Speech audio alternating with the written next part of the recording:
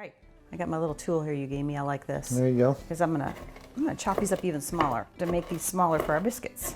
Now what happens when you put cracklins in cornbread or biscuits? What you have is this sumptuous little burst of bacony flavor. It's hard to explain it. But when you put it in a biscuit or any kind of bread and you bite into that in your biscuit or your cornbread, if you haven't had it, it's hard to explain. It's delicious. But it's unreal. And then cracklins, we go back to kids.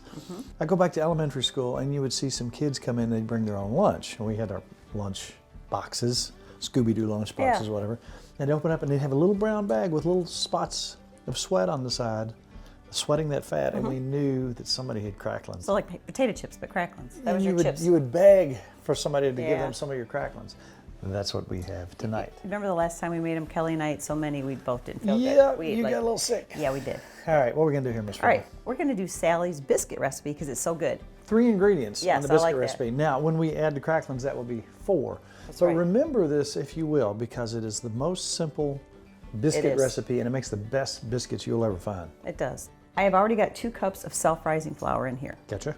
And now, instead of, she uses usually Crisco, we're gonna use our lard. I'm telling you what, when it comes to pastries and bread and things like that, you just can't beat lard. And we need a 1/3 cup. Now let's take a real good look at this. This is what we did last week. See how nice and thick that is? Look at that. That is beautiful. You smell that? It smells good. It smells clean. Show that to the camera. Beautiful, wonderful lard. So I need a 1/3 cup of that. Now here's a shot of us cooking down our fat, making our lard last week. You can do this inside in your crock pot if you choose to do so. If you can't be outside, which we like to do, put it in your crock pot and let it cook on low. Just let it work itself down. Put a little bit of water to begin with.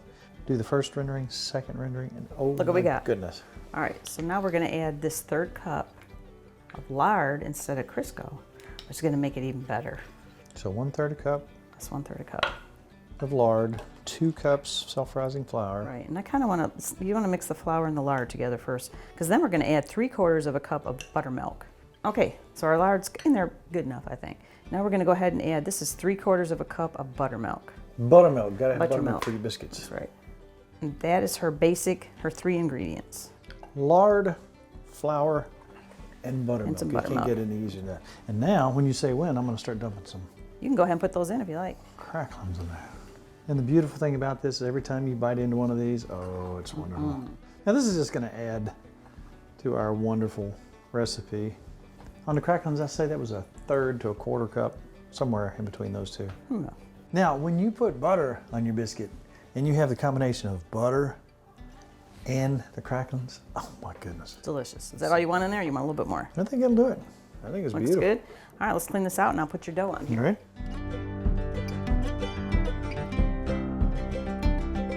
Man, the dogs must be coyotes out tonight. Boy, when the coyotes get going, guess what I found makes the best biscuit cutter in the world? No shaker. I take the top off and it lets the air out. Somebody yelled at me a long time ago for cutting biscuits. There's a secret you got to remember, and I've always got to remember because I tend to get in there and twist. Yeah. What happens when you twist? I don't know. What happens? I'll tell you what happens. Don't twist because when you're cutting that, push straight down. That lets the air come out the top because it's, don't twist it. You got the perfect cutter, don't you? You know why? If you twist it, this biscuit's in layers. It seals the sides so they don't raise like they should. So good thinking. Remember, that's a rule. I always got to remember that because I tend to want to twist it. Tell me that's not the perfect biscuit. The perfect biscuit. You know, and what we need for this meal is 3 or 4 big biscuits. Now, if you notice, I'm making this biscuit about 3/4 of an inch thick. I want cat head biscuits. One more. I'm trying to get the perfect. If you go around it, maybe one more perfect biscuit. What do you think? Perfect. Perfect like around. There you go. I didn't twist it, did I? Nope. Now look at there. 4 biscuits. Oh. Yay. Now, we're going to put them in the oven at 450. For 10, 12 minutes, something like that? Yeah. Let's keep an eye on them. You'll know when they're getting brown. You know when they're perfect. Oh, Miss Farmer, you hungry? I am starving. You always are. That's right. All right, let's do this.